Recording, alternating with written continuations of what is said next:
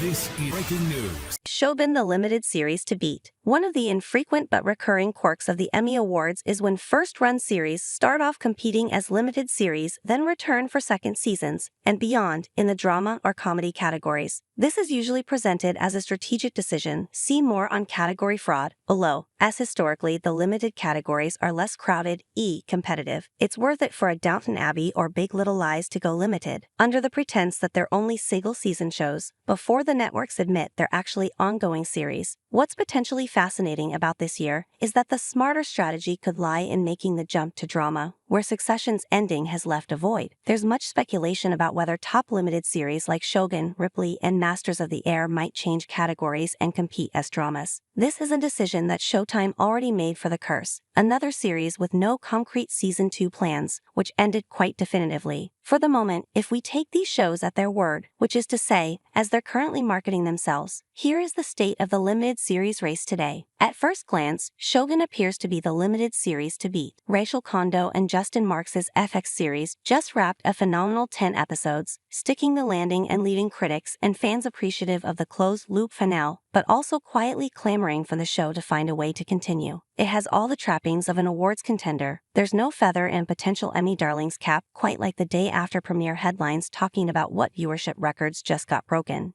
In the case of Shōgun, it was 9 million viewers who helped break the Hulu record for most viewed FX series premiere. Meanwhile, a quick glance around entertainment media proves this Japanese-language series based on a nearly 50-year-old work of historical fiction became the water cooler show of spring 2024. It has already left the regime, a show in which Kate Winslet plays an autocratic European leader, mind you, in the dust on that front. Winning the attention war will go a long way toward making sure Emmy voters take note. And Shōgun plays right into contemporary Emmy voting taste. While absent any dragons, it scratches the itch Game of Thrones voters have for grand-scale military conflict packed by plotting and scheming. The language barrier isn't what it used to be either, not after the huge success Squid Game had at the Emmys only 2 years ago. That series didn't only show up among the Best Drama nominees, it pulled down 4 acting nominations, a writing nomination, and a directing win. This is good news for the likes of Hiroyuki Sanada, Kazwan Jarvis, and Anna Sawai, Shōgun's 3 breakout performances. Netflix, which has the stylish Ripley, featuring Andrew Scott in perhaps the most perfect The Oscars snubbed you. So here's your Emmy instead role in recent memory. It's worth noting that we're still a few weeks before the submission deadline, which gives Netflix plenty of time to announce a second season of Ripley, thus sending this show into the drama series fracas. Netflix also has the recently premiered Baby Reindeer, which is getting topical buzz about it's based on a real-life stalker story at exactly the right time, in addition to being quite good and a showcase for the great Jessica Gunning. HBO, which will probably push for a Jodie Foster nomination at the very least for True Detective, Night Country, despite the disappointing reception that show got. And then there's The Sympathizer, the Park Chan-wook